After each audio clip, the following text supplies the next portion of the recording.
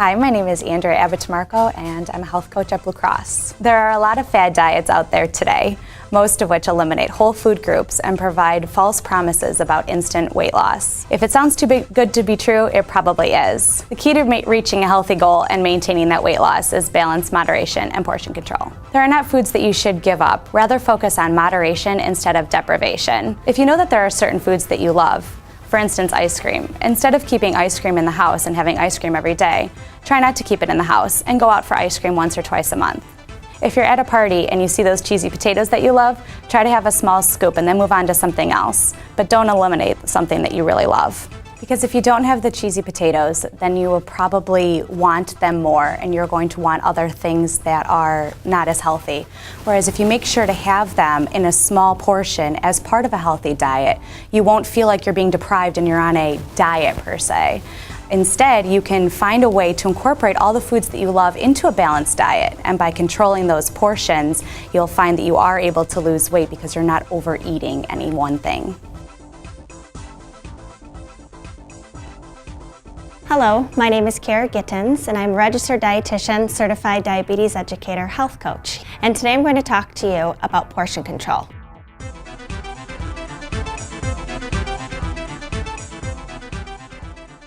So what do you do when you're out to eat and you're not really sure how to estimate the portions because you don't have the measuring cups with you? Well, we often overeat in increments of 100 to 300 calories if you're not paying attention to the portions. So it's very important that you have some kind of aid to visualize when you're measuring the portions. So for example, a light bulb. You can use this for a serving of grapes or a serving of broccoli. For your fish, on average, you can think of about a checkbook. It's going to be about 3 ounces. Same with your meat. You can think of a deck of cards, 3 ounces. For butter, pads of butter, you can think about a Post-it stamp. A baked potato, think about the size of a computer mouse. Some baked potatoes are 2 computer mouses, so you'd want to eat half of that. Pancakes, you can think of a CD. Golf balls for dried fruit, about 1 ounce. For your whole fruit, think about a size of a baseball. You could also use a baseball for when you're eating ice cream, and half of a baseball would be half a cup of ice cream. In addition to knowing your portion size, it is also important to know your plate size. This can be another tool that will help you be in control of your portions when you are eating and help to control the calories that you're consuming. When you're building your plate, there are 2 plate sizes that you often eat off of. There's the 9-inch plate that is usually the dinner salad plate in your collection, and the 12-inch plate that is often used for your dinner. When you're building your plate,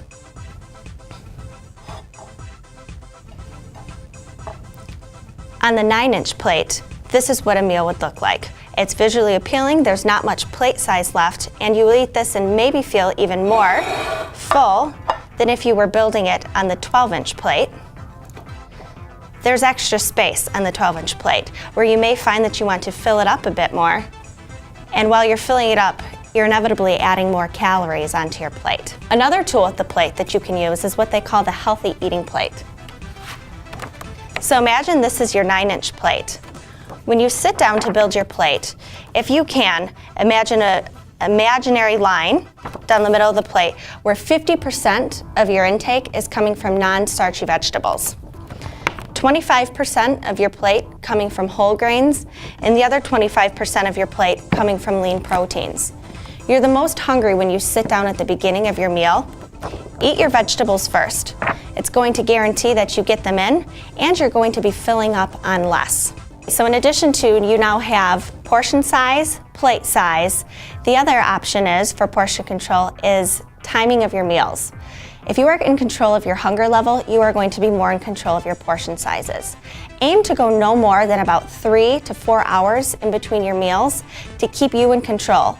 So if you know that your lunch is at noon and your dinner's not going to be until 8 o'clock that night, plug in a mid-afternoon snack of, say, maybe a piece of fruit. Last but not least is making sure that you're aware of your label reading. Label reading is very important. The very top of your labels has the serving sizes. Make sure you check that out, because in a lot of your products, it may be a single serving item, you think, but you look at the serving size and it'll say that there's 2 to 3 servings in there. A good example of that is ramen noodles. In one package of ramen noodles, it's actually 2 servings in there, and you would have to multiply everything in the label by 2. So for portion control, you have the portion sizes of your food, the plate sizes, you have controlling your hunger level, and label reading. For more information, visit bcbsm.com.